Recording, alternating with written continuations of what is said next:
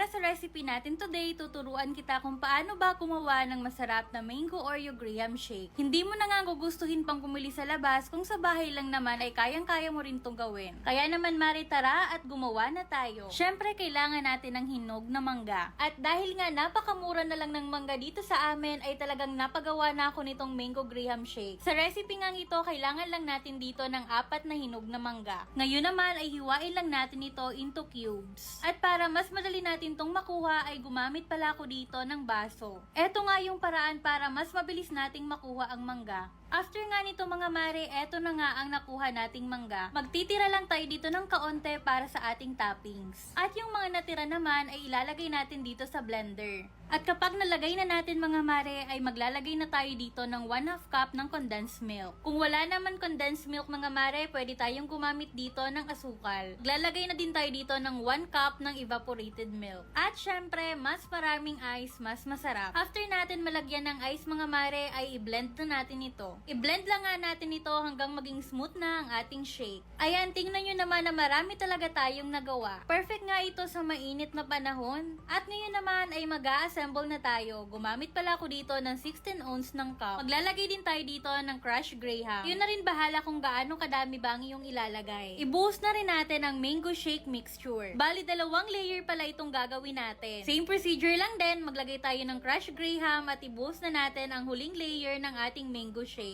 At ngayon naman, maglagay na tayo ng toppings. Naglagay lang pala ako dito ng crushed graham at mango cubes. At ayan, meron na tayong mango graham shake. Para naman mas level up ang flavor nito mga mare, ay mag-a-add din tayo dito ng Oreo. Crushed Oreo pala itong ginamit ko mga mare, at i-add na din natin itong mango shake. 2 layer ulit ang gagawin natin mare, at same procedure lang din. Napakasarap nga nito mga mare, at pwede natin gawing pang negosyo. Lalong-lalo na at mainit talaga ang panahon ngayon. Para naman sa toppings, pwede tayo maglagay dito ng crushed Oreo o kaya naman Oreo cookies. At ayan, meron na tayong masarap na mango Oreo shake. At dito nga sa next recipe natin ay gagawa tayo ng mango Oreo Graham shake. Same procedure lang mare, naglagay lang ako ng crushed graham sa bottom part at saka natin ibuhos ang mango shake mixture. Bali 2 layers din ang gagawin natin, at sa ikalawang layer ay crushed Oreo naman ang ilalagay natin. At para naman sa toppings nito mga mare, ay pwede tayo dito maglagay ng crushed graham, maglalagay din tayo dito ng crushed Oreo, maglalagay din tayo dito ng mango cubes